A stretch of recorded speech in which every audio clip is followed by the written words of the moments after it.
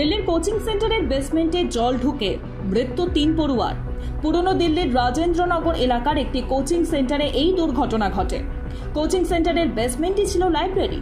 সেখানে শনিবার সন্ধ্যায় পড়তে গিয়েছিলেন অন্তত 30 থেকে 35 জন পড়ুয়া।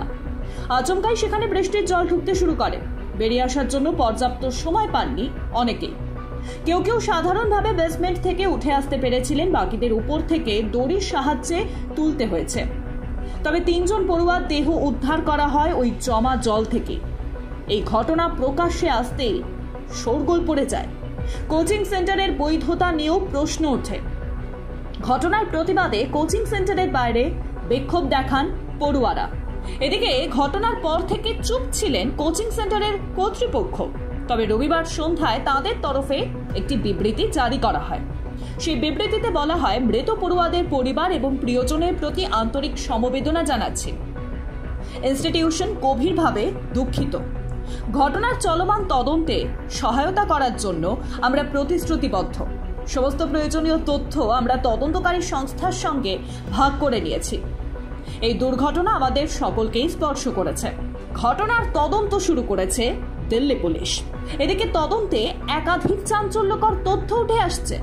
জানা গিয়েছে কোচিং সেন্টারটির বেসমেন্ট বেআইনিভাবে ব্যবহার করা হচ্ছিল। 2021 সালের আগস্টে দিল্লি পুরসভা থেকে কোচিং চালানোর অনুমতি পেয়েছিল ওই সংস্থা। সেই নথিতে লেখা রয়েছে, বেসমেন্ট শুধু গাড়ি পার্কিং এর জন্য ব্যবহার করা যাবে। এছাড়া গৃহস্থালির জিনিসপত্র গোদামজাত করা যাবে সেখানে। প্রশ্ন উঠছে, অনুমতি না থাকার পরও কেন সেখানে লাইব্রেরি করা হয়েছিল? তবে শুধুমাত্র দিল্লির এই কোচিং সেন্টারই নয়, দেশের বিভিন্ন প্রান্তে ব্যাগের ছাতার মতো গজিয়ে উঠেছে একাধিক কোচিং সেন্টার। মেডিকেল, ইঞ্জিনিয়ারিং এবং অন্যান্য প্রতিযোগিতামূলক পরীক্ষাগুলির প্রস্তুতির নামে চলছে দেদার ব্যবসা। এর আগে দিল্লির মুখার্জি নগরের একটি কোচিং সেন্টারে লাগে আগুন। প্রাণে বাঁচতে 4 তলার জানলা থেকে ঝাঁপ দিয়েছিল বহু পড়ুয়া। তার মাঝে 61 জন আহত হন। 2019 সালে সুরাটের একটি কোচিং সেন্টারে আগুন লেগে 22 জনের মৃত্যু হয়েছিল। বেশিরভাগ কোচিং সেন্টারগুলিরই ফায়ার এনওসি থাকে না এবং তার জেরে দুর্ঘটনা ঘটতেই থাকে। তাছাড়াও কোটার কোচিং সেন্টারগুলিতে প্রতি বছর আত্মহত্যার ঘটনা লেগেই থাকে। এই ধরনের ঘটনাকে কেন্দ্র করে প্রায় ভয়াবহ দুর্ঘটনার শিকার হন পড়ুয়ারা। এদিকে চলতি বছরের শুরুতেই ব্যাঙের ছাতার মতো গজিয়ে ওঠা সব কোচিং সেন্টারগুলির জন্য একগুচ্ছ নির্দেশিকা জারি করেছিল কেন্দ্রীয় শিক্ষা মন্ত্রক। মাধ্যমিক বা সমতুল্য পরীক্ষায় পাশ কিংবা 16 বছর না হওয়া পর্যন্ত কাউকে ভর্তি নেওয়া যাবে না। স্নাতক পাশ নন এমন কোনো শিক্ষক রাখা যাবে না কোচিং সেন্টারে। পরীক্ষার নম্বর কিংবা র্যাঙ্কিং এর কোনো গ্যারান্টি দেওয়া যাবে না। বছরের মাঝখানে কোচিং এর বেতন বাড়ানো একেবারেই যাবে না। মাঝখানে কেউ কোচিং ছেড়ে দিলে সেই পড়ুয়াকে টাকা ফেরত দিতে হবে 10 দিনের মধ্যে।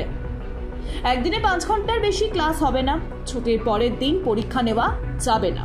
খুব ভোরের দিকে বা খুব রাতের দিকে কোচিং ক্লাস রাখা একেবারেই যাবে না। পড়ুয়াদের মানসিক স্বাস্থ্যের দিকেও রাখতে হবে খেয়াল। ওয়াকিবহল মহলের একাংশের মতে কোচিং সেন্টারগুলিতে সন্তানকে ভর্তি করার আগে তা নিয়ে খোঁজ নেওয়া প্রয়োজন অভিভাবকদের। অনেক ক্ষেত্রেই দেখা যায় অভিভাবকরা খোঁজ খবর না নিয়ে সেন্টারগুলিতে সন্তানকে ভর্তি করে দেন, যার মধ্যে বহু সেন্টারই বেআইনিভাবে গড়ে ওঠে, যার কোনো লাইসেন্স বা ফায়ার এনওসি কিছুই থাকে না। এক্ষেত্রে প্রশ্ন উঠছে যে এই সব সেন্টারগুলিকে কে অনুমতি দেয়? প্রশাসন? তাহলে সমস্যাটা যে মূলেই। বৈধ কাগজ না থাকার পরও সেন্টারগুলি অনুমতি পেয়ে যায় বলেই তো এই অবস্থা। Bureau report, Ritam Bangla.